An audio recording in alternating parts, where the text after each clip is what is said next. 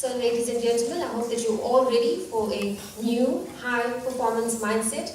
Let's welcome Mr. Tony Dovale. Good morning. Morning. Come on. Good morning. Morning. Can we have one of the handhelds from the back, please?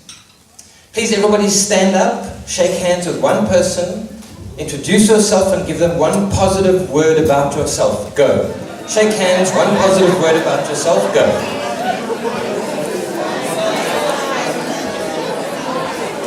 Grab a seat and let's get rolling. I need a ticket, please.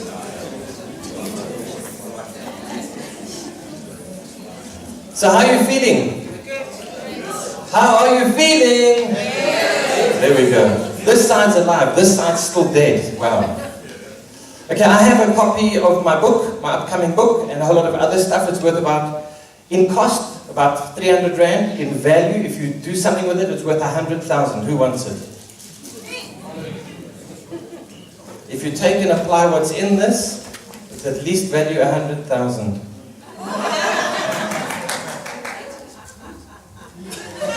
You're halfway there. You're halfway. There we go. Give a round of applause, please. So here's my question. Why didn't you guys move? She came from the back of the room. Why didn't you move? You're right here. Sorry? You didn't. And you see, here's the problem. Is we know what to do, but we don't do what we know. We talk so much, but we walk so little. Too low. Bit of positive. And so we have so much possibility and potential. But out of this whole room, one person actually came here and took the action. I found that scary. But did you notice she came and asked for permission? She didn't come and take it. She came and she waited. And so what I want to show you today is that your mindset controls everything. The fact that you didn't get out of your chair and come here tells me whether you're a leader or a follower. Why didn't you move? Do leaders wait for permission or do they beg for forgiveness? Do leaders make things happen or do they wait for things to happen? So then why are you waiting? So let's play with you. Give you some mind-grow-tainment. I don't know what happened to my picture here. There we go. And so mindset from my perspective is the most important thing on the planet. I don't care what skill set you got. I don't care what degrees you've got. You can have a PhD and a bad attitude, and I don't want you on my team. But you can have a great attitude, a growth mindset, and be ready to learn, and then I'll have a million of you. Who believes that mindset is vital for what's coming at us? Thank you. Who believes that we have challenges coming at us in the future? Big ones. What are you doing about making sure that we have the right mindsets? We talk about skill set, and Callisto, when he sent me this advert, I said, you guys have got all this skills and training. But you know what? The biggest problem in our country is mindset, not skill set. Skills you can get anywhere. I can go online right now and get free education anywhere. You can't get that mindset that easily.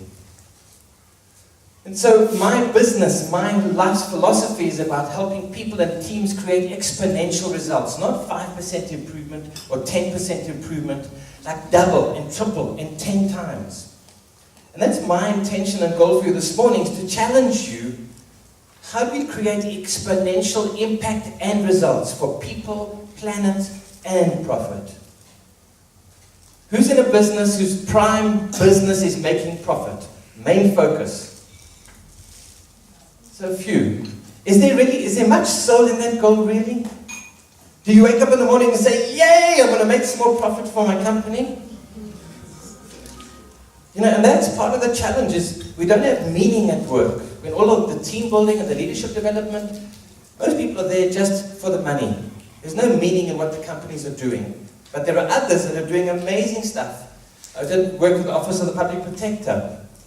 There are guys there that in the public sector are earning whatever they earn. In the private sector, they could double it. I tried to steal a guy.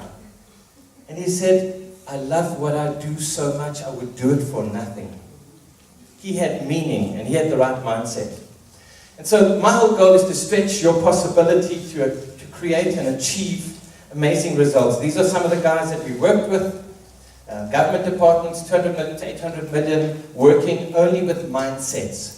So if you want to improve performance, pump up your productivity, and get sustainable results, talk to us about the mindset stuff. I was doing the research for this talk, and this came across my screen, and I got a very big fright.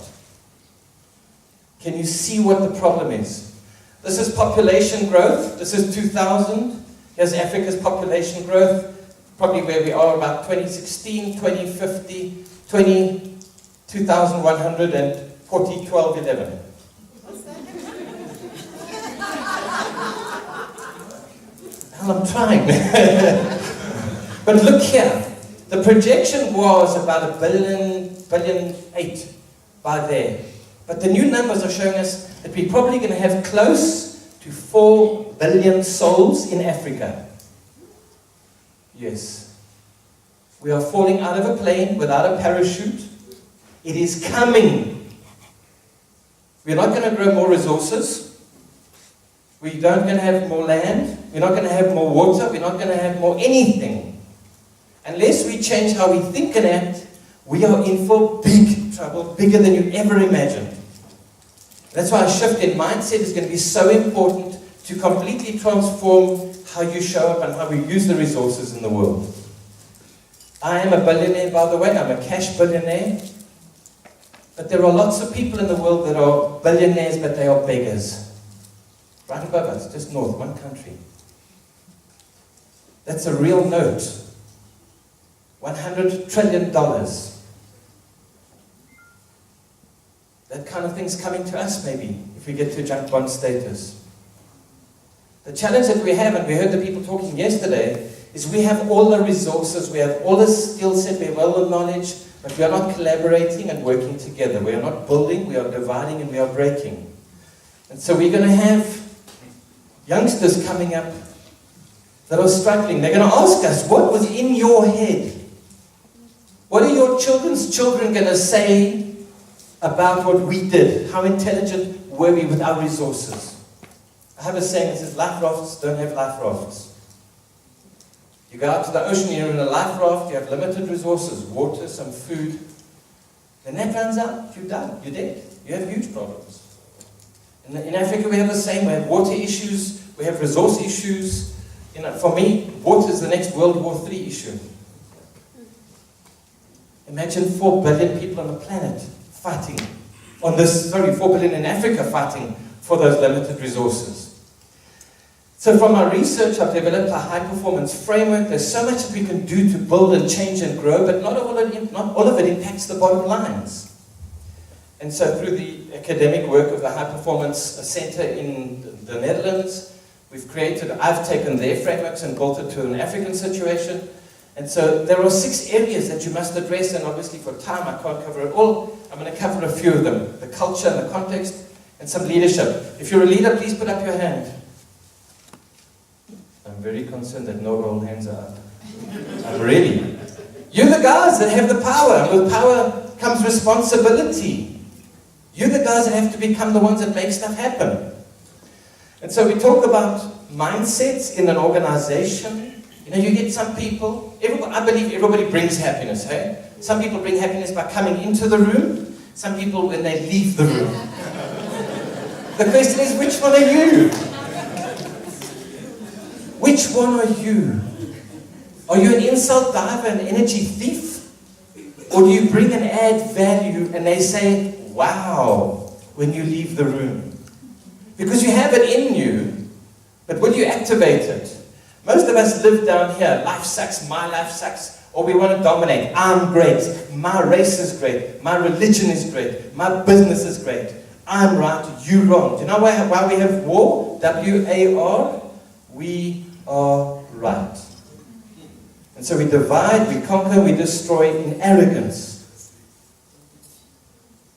Until we get to this partnership, we. There's a story about in the snow during the war, this Russian and a German and a British guy and an Italian soldiers they meet each other by mistake whilst they're busy trying to kill each other. And they meet in the forest, but it's night now. And the snow's thick, and they're cold, and they don't have the leaders telling them to fight, so they started talking. But they've been indoctrinated. And so they've got their little bundles of wood, but there's still no trust. And so the four of them are sitting in the snow trying to keep warm, but not one of them will take the step to say, I'll put my wood in the fire first. And then you can, and then you can, and then you can. And we might have enough heat to keep us and take us through the night. You know, the next morning they found them, all four were frozen dead. We're the same in this country. We've got so much resource, but we want to keep it for us. And we're not going to create the future we want. So think about the future. What kind of future would you love to have? Just take a moment and imagine an incredible future 5 years from now. What would that look like? How would we be showing up? How would we be interacting? What kind of behaviors would we have? How would we use our resources? How would we use our relationships? How would we allow leaders with corruption and transparency and all of these things? What's one thing that you would love to be different in that future, that would be exponential in its impact? Can you get a picture? Get one action that you can take, that you have the power to take. What is one action that you have the power to take that will make that a reality? It's within your resource, within your capacity, it's within your space that you can take an action to start to create that shift. Turn around, talk to a partner and tell them, this is what I can do to make the difference. Go. 30 seconds, tell somebody next to you, behind you, this is one thing I can do to make the difference. Tell a buddy, tell a guy in front of you, tell a guy outside of you, this is one thing I can do that will absolutely make the difference. Okay, so it sounds like a good buzz in the room, hey? If you can hear me, say shh. Thank you. And so my philosophy is about fierce focus, just taking one thing, focusing fiercely, and doing it until we get the results that we're looking for. I was engaged by BHP Billiton to go and do a team change, grow, business optimization up in Hotel, up there, far away, a day's drive. We arrived there, and before we even started the workshop, the Solidarity Union, what's the other mining union, NUMSA, or whatever the union was, they were like separate, like the Germans and the British. And you know, when I said, right, let's go, they're not going into the room together. They refused to go into the room together. So eventually, after some negotiation, we managed to get over that hurdle. And we did an amazing 2-day workshop. And at the very end of the workshop, we have a closing circle where we say, what was valuable, what did you gain, and how will you use it in your life?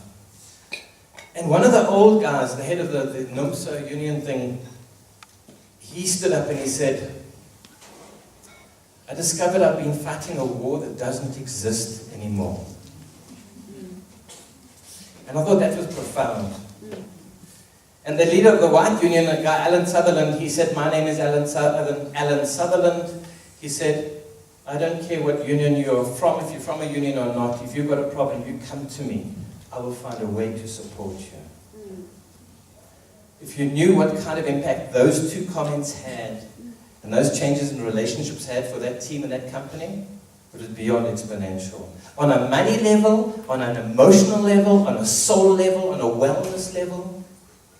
But it needs somebody to be courageous enough to step up and say, I'll take the first step. I'll be the one. I'll risk a no. So you have the power. But will you be the one when you walk out of this room that will take the action? Somebody said yesterday, we were here a year ago talking about the same stuff. I'm tired of the same stuff talk. We need action. There's stuff coming at us. There's big stuff coming at us. If you look at on the Global Entrepreneur Monitor report, who reads the GEM report? In South Africa, entrepreneurship is down. Youth is down to like 7%. In 2 years, it's crashed. None of the youth have the mindsets that they want to start a business. Ladies are involved in survival entrepreneurship, not opportunity entrepreneurship.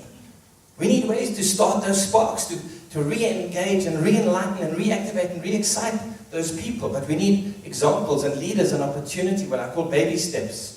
Because I'll talk, I think I've got it here. And the localization. If you're going to support other people, they're going to thrive.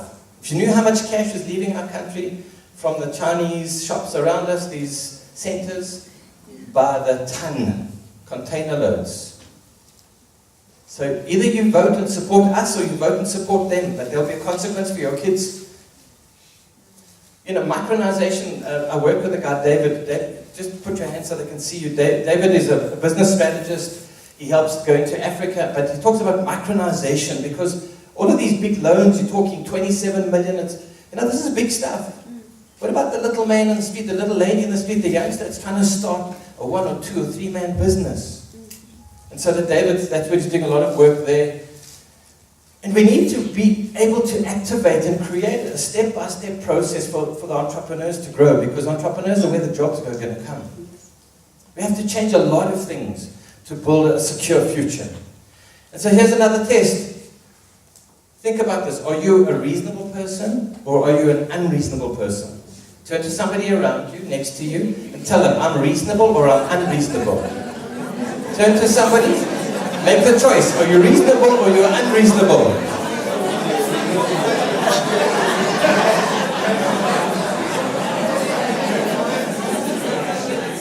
Well, those that said I'm unreasonable, please stand. People look at them. Because it's the unreasonable person that's going to make the world the future that we needed. Thank you. The reasonable person is going to adapt. You're going to adapt and adapt and adapt and take and adjust and adjust. It's the boiled frog. Do you know about the boiled frog? Do you know if you take a frog, put it in cold water, and you put it on the stove and you heat it slowly, the water gets warm so the frog adjusts. Then it gets a little warmer so it adjusts because it's reasonable. Then it's like gets even warmer so it adjusts a little more. Why are you laughing? You're exactly the same. I promise you are.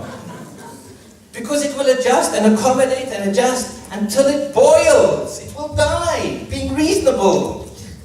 You have to stop being reasonable or handle the consequence. So many people complain about the consequence, but they do nothing about changing that consequence. This lady, she's 28. The world record was 90-something days, traveling around the world on one yacht on your own. Now, I go deep sea fishing on a jet ski, and it's scary as hell on a little 3-meter jet ski 10 kilometers out. I'm like a pimple. Being right in the ocean, 2,000 kilometers away from anything. One person, you can see, she's there. This little thing there is her. Tiny. Through the use of technology and courage, and good planning, and a vision, and collaboration, she went around the world in 71 days, 14 hours. She broke all the records. A young lady of 28. Yo. Glad a man said yo. But what she discovered is because when she was planning to go, they had to calculate how much diesel, how much water, how much food, because every gram slowed her down. So she had to work out to the millimeter how much diesel, to the gram how much food. And she said on her journey she discovered how important the sustainability thinking is. And in those 71 days she completely transformed how she thought about the world and what we're doing with the resources we have. Maybe we need to each have a going experience like that. So let's see how your brain works. Imagine you're driving with your friend, they have an accident, they cause some bad damage, really, really bad damage, maybe somebody's even killed or in hospital. The policeman comes to you and says, tell me what happened. Do you lie to protect your friend, or do you tell 100% absolute truth? They're your good buddy. They're your buddy. Turn around, tell the person next to you, I'll tell the truth or I'll lie. Tell Tell the person, I tell the truth or I lie. Okay, if you can hear me, shh. I'm not going to ask you to tell me what choice you made. But I heard somebody evade the issue to say, I didn't see anything, I was asleep. Is that a leader statement? Do you want him on your team?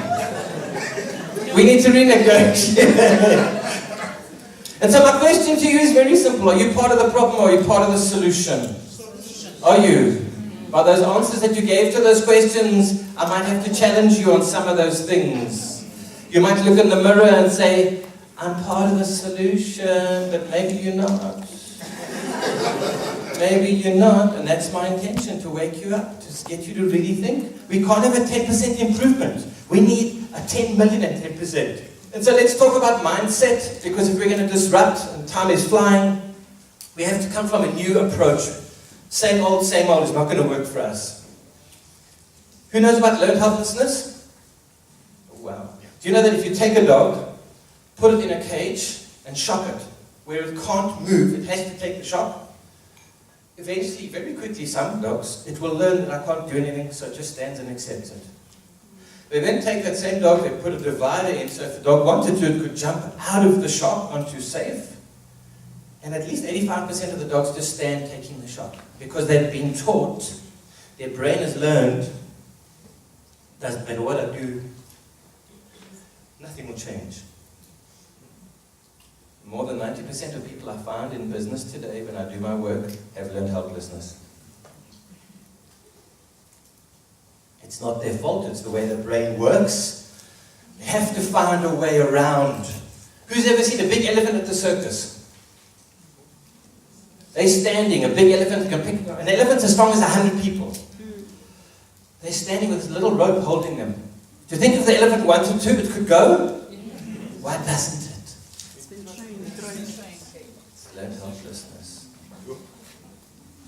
Maybe you got learned helplessness. You think you're doing your best, but maybe only doing 10% of your best. I'm challenging you to step up.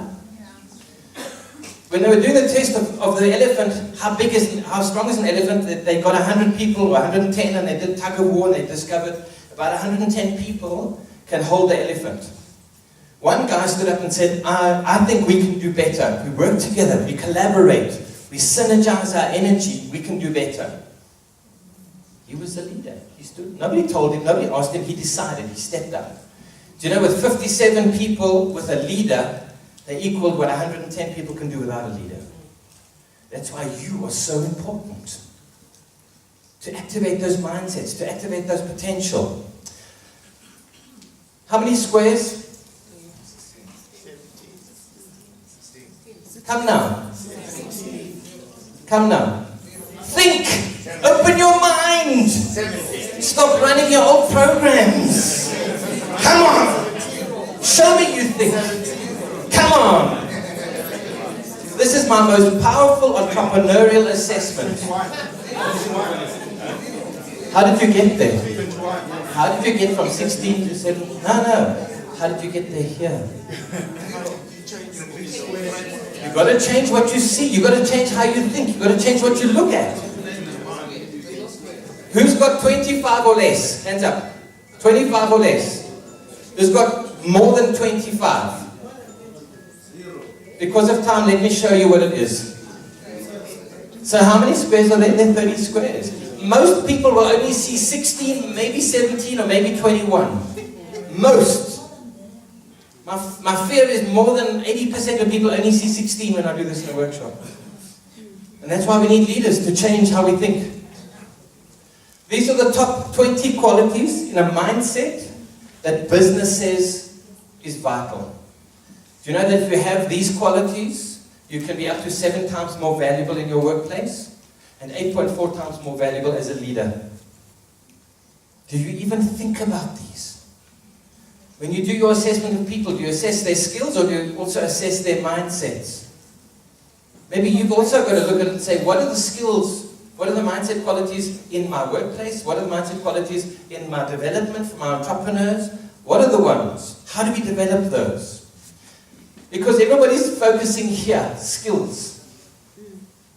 That's not where your power is. Your power is here. Is your identity, your self-image, your programming, your beliefs, your attitudes. Everything here controls what happens up there. But we don't address that. And so our challenge is resources are dwindling. We need more resourceful people. And that's what the squares shows me. Are you resourceful? Or do you run into old programs, old belief systems, old mindsets, old attitudes? And what's going to happen for us to be ready?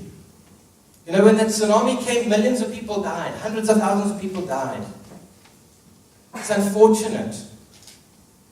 We have the same thing happening in our global warming, in our youth unemployment, in the growth of the population in the country needing support, resources, services.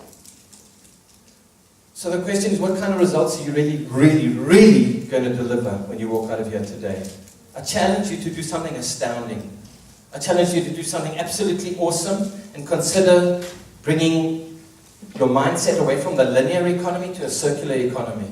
Who's heard of circular economy? Not many. Go and do the research or talk to David or myself. This is one of the ways we can save our future.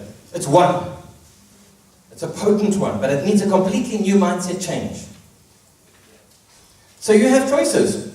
When you walk out of here, is do nothing, which most people are going to do. You can continue to play games and watch TV on the Time Vampire. You know, what's that thing on that you change the channel for the TV? No, it's an automatic income reducer. And most of you are going to go play with your automatic income reducer when you go home. Or there's opportunity to get serious. And I'm hoping that you'll get serious with love. Because with power comes responsibility, with great power comes great responsibility. And I'm hoping that you'll pick up that responsibility to take action. I have a statement that I do, which is my mission, my mandate, my destiny, cause and calling, is I create a world of more integrity, freedom, love, meaning, abundance, peace and joy. I think that's what the world needs. And I do that with workshops, coaching, training, talks and support for those who are ready. But you see, I think it's time for a new mindset, for new relationships, for new behaviors, for new everything, that we can create a sustainable and powerful today and a future that our children will be grateful for tomorrow. And they'll look back and thank us and say, thank you for being conscious, for being courageous and making hard choices but positive choices that built a foundation for us beyond just your own selfish greed. That in fact, you stood up and showed that you were a true, outstanding, exponential leader. Thank you.